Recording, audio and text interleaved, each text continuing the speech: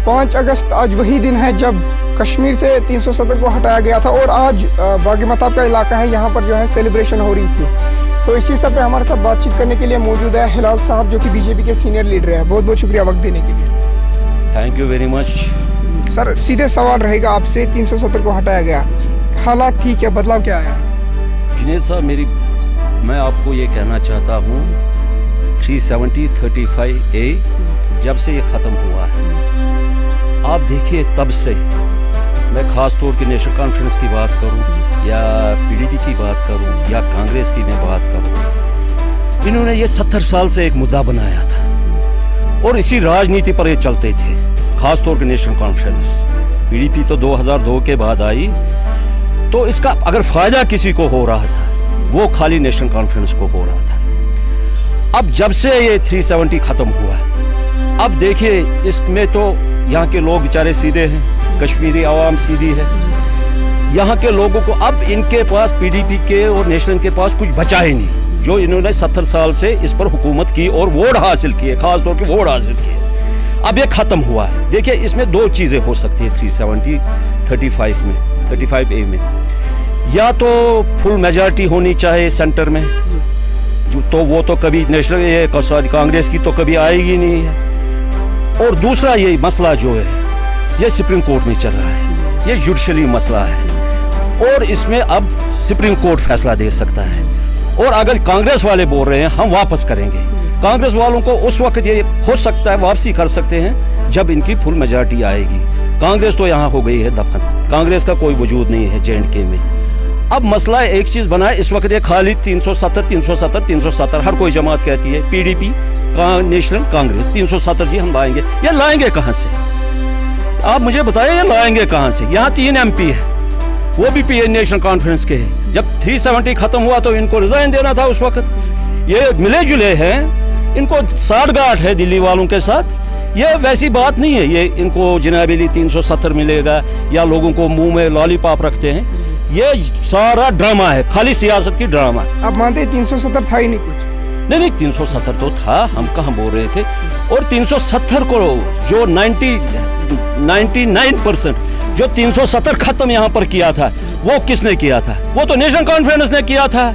यहाँ prime minister हमारे हुआ करते थे, उसको उतारकर चीफ मिनिस्टर बनाया, वो तो नेशनल कॉन्फ्रेंस ने किया। और कांग्रेस ने यहाँ 99% 370 खत्म किया था। और जो बीजेपी कहती है वो करके दिखाती है। नरेंद्र मोदी जी ने जो बोला था, वादा लोगों के साथ उन्होंने किया था, सबका साथ सबका विकास, सबका विकास। और उन्होंने बोला था जनाब अली, जो ये हिंदुस्तान में बड़े 2 इशू थे, 370 और बाबरी मस्जिद का मसला, वो भी हल हो गया, ये भी हल हो गया। और एडमिनिस्ट्रेशन, खासतौर के एडमिनिस्ट्रेशन देखे, यूटी से एडमिनिस्ट्रेशन कितनी आगे बढ़ी है। मुझे लग रहा है जिसकी सैलरी 50,000 थी उसकी लाख हो गई आज। एडमिनिस्ट्रेशन तो खुश है। आप मानते तरक्की हो रही है? बहुत हो रही है। आप खुद देखिए कितना नौजवान सड़कों पे क्यों है? नौजवान देखिए, एक चीज मैं बोलूंगा, स्टेप बाय स्टेप, क्योंकि जब ये 2014 में हमारी सरकार आ गई, बीजेपी की सरकार, उसके बाद जनाब अली कोरोना स्टार्ट हुआ, उसके बाद जनाब अली ये 370 का मसला हो गया, तो 3-4 साल तो उसी में चले गए। अब देखिए इस वक्त काम क्यों नहीं हो रहा है? आप शाम को 12 बजे रात को घर से निकलते हो, आप 12 बजे रात को घर से निकलते हो। मुझे एक चीज आप बताइए, आप बहुत छोटे अभी बच्चे हो, मुझे लग रहा है अभी 16-17 साल के हो। इससे पहले जनाबी आप घर से नहीं निकल सकते थे, आपकी सेफ्टी कोई नहीं थी। आज आप 2 बजे रात को निकलते हो घर से, कोई आपके माँ बाप को दिल शांत है मेरा बच्चा वापस आएगा। इससे पहले तो कभी नहीं था, निकलते थे, ये नहीं था, ये माँ बाप को पता लगता था बच्चा वापस आएगा कि नहीं आएगा। अब वो चीजें देखनी चाहिए। यहाँ देखिए आज 3 घंटा जम्मू तक लगता है आपको, टनलें बन रही है, जोजिला टनल बन रही है, इतना काम हुआ है, रेलवे बन रहा है इस वक्त। ये आप देखिए स्मार्ट सिटी कितनी प्यारी बनी है। और देखिए जो मुझे लग रहा है 35 सालों में जो जनाब अली यहाँ पर, मैं शिया कम्युनिटी की बात कर रहा हूँ, 35 साल के बाद उनको परमिशन आज मिली हमारी गवर्नमेंट में।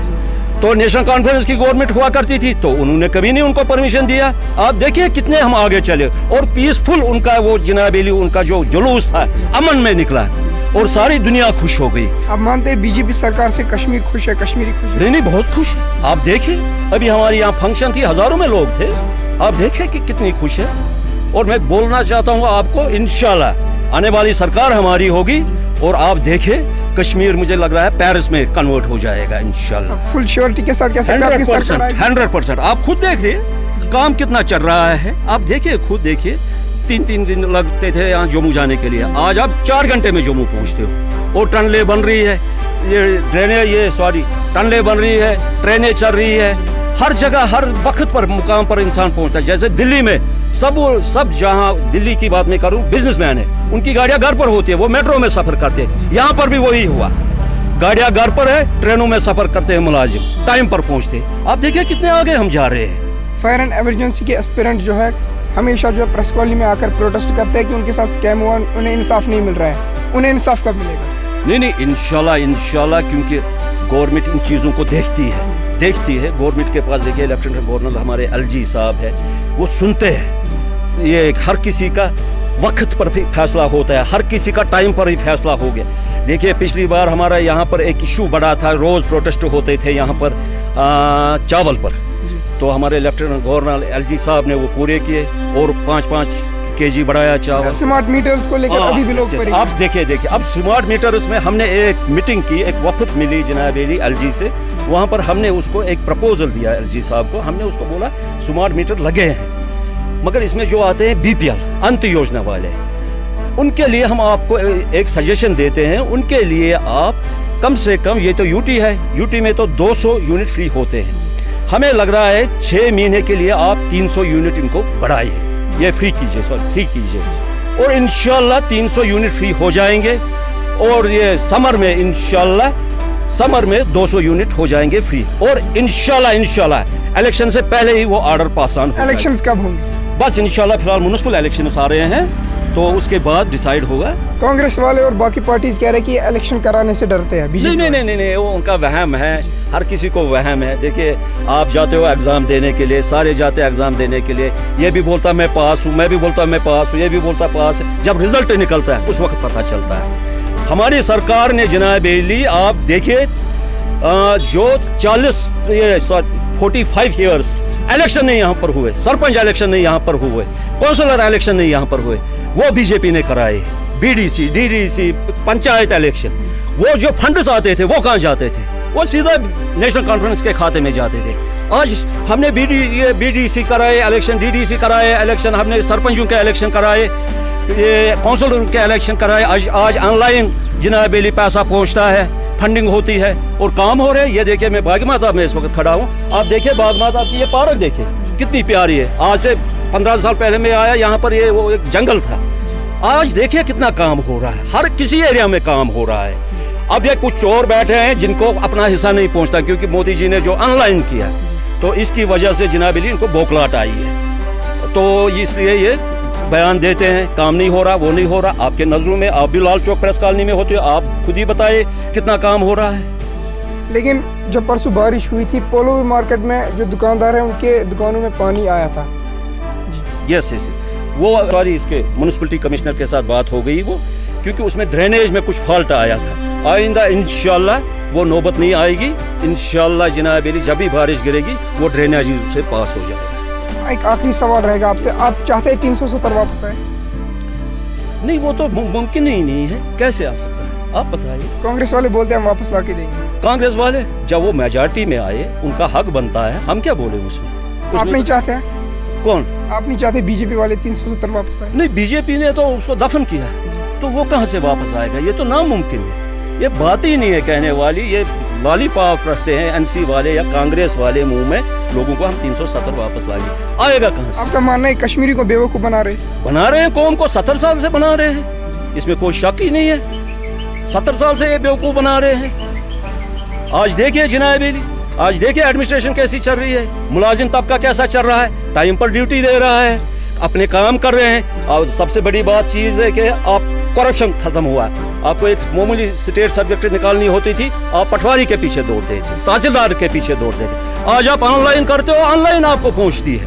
आप देखिए कितने आगे हम जा रहे हैं। जो भी काम आपको हो रहा है मोबाइल पर ही सारा कुछ हो रहा है, बैंकिंग आपकी हो रही है मोबाइल पर। आप देखिए, आप अभी छोटे हो, आपने तो जो दौर हमने देखा आपने तो नहीं देखा होगा। आज देखिए अमन चारों तरफ, लोग घूम रहे हैं। हमारे ये माए बहनें रात के 2 बजे वो शादियों से आते हैं पैदल, वही माहौल जो 86 में माहौल था, फिर से वो माहौल हुआ है यहाँ पर। अब देखिए कितना काम यहाँ पर हो रहा है और इंशाल्लाह आगे आगे इससे डबल काम हमारा। एक आखिरी सवाल आपसे रहेगा, कश्मीर के नौजवान परेशान है, बेरोजगार है, उनके लिए आप आखिर में क्या कहना चाहते हैं? मैं उनको यही एडवाइस दे दूंगा, आज नौजवान हमारे जो है, हमारे बच्चे हैं जो ड्रग की तरफ लगे हैं, मैं उनसे यही अपील करता हूँ, अपने माँ बाप का सोचो। ये ज़िंदगी एक बार आती है, बार बार नहीं। ये अल्लाह ताला की देन होती है, ज़िंदगी नियामत होती है, इसको संभालो। तो हर कोई मसला हल होता है, रोज़गार भी मिलेगा। आज देखिए स्कीमें इतनी है, स्कीमों का फ़ायदा उठाए। अब हर किसी को तो नौकरी नहीं मिल सकती है, स्कीमों का फ़ायदा उठाए। माँ बाप ने आप लोगों के लिए, बेचारों ने मेहनत की, आप लोगों को पढ़ाया, वो पढ़ाई मत ज़ाया कीजिए आप, मगर ये इस ड्रग से थोड़ा दूर रहे, क्योंकि माँ बाप बेचारे जो होते हैं वो कमाते हैं, बच्चे को पढ़ाते हैं, फिर वो बच्चा नहीं सोचता ये ज़िंदगी एक बार मिलती है, बार बार नहीं मिलती। अपनी ज़िंदगी का ख्याल रखे, हिम्मत नहीं हारनी चाहिए, कभी नहीं हिम्मत हारनी चाहिए। जो काम करने वाला बच्चा होगा वो करता है, चाहे उसको जॉब हो या प्राइवेट जॉब होता, वो तो काम करेगा। अपने काम के साथ रहो, इन चीज़ों से थोड़ा दूर रहो। बहुत शुक्रिया आपका वक्त देने के लिए। ये बीजेपी के सीनियर लीडर थे हिलाल साहब, इनसे हमने आज समझने और जानने की कोशिश की, तो ये मैं आपको दे रहा था अपडेट। मज़ीद देखते रहिए KTN रुदार जुनैद के साथ।